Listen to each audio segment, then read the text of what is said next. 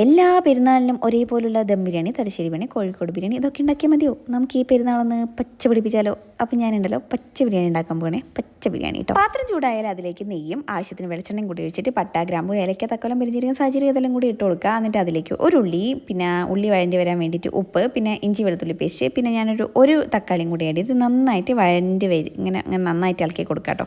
നന്നായിട്ട് ഇളക്കിയതിന് ശേഷം നമുക്ക് അതിലേക്ക് കസൂരി മേത്തി, ജീരകം പൊടിച്ചത്, മല്ലിപ്പൊടി, പെരിഞ്ചീരകം പൊടിച്ചതും കൂടി ആഡ് ചെയ്യുക. അതിന് അതും നന്നായിട്ട് വഴണ്ടി വന്നതിന് ശേഷം ഞാൻ നേരത്തെ മഞ്ഞൾ ഉപ്പും പെരക്കി വെച്ചിട്ടുള്ള 500 ചിക്കൻ ആട്ടോ എടുത്തിട്ടുള്ളത്, അതും കൂടി ആഡ് ചെയ്തിട്ട് നമുക്ക് കുറച്ച് ഒരു അരക്കപ്പ് മല്ലി പൊടിച്ചതും അരക്കപ്പ് പുതിന കൂടെ പേസ്റ്റ് ആക്കിയതും കൂടെ നമുക്ക് അതിലേക്ക് ഒഴിച്ചു കൊടുക്കാം. അത് നന്നായിട്ട് വെള്ളം പോയതിന് ശേഷം നമുക്ക് 1.5 കപ്പ് അരിക്ക് 1.5 കപ്പ് വെള്ളവും കൂടി ആഡ് ചെയ്ത് നന്നായിട്ട് അടച്ച് വെച്ചിട്ട് വേവിക്കാം. ഞാൻ ലാസ്റ്റ് പകുതി നാരങ്ങേൻ്റെ നീരും കുരുമുളക് പൊടി ഇട്ടിനെ. ഇനി 20 മിനിറ്റ് സിമ്മിൽ നന്നായിട്ട് വേവിച്ചെടുത്തതിന് ശേഷം നമുക്കൊരു പാത്രത്തിലേക്ക് മാറ്റാം. അപ്പോൾ എല്ലാവർക്കും എൻ്റെ വലിയ പെരുന്നാൾ ആശംസകൾ.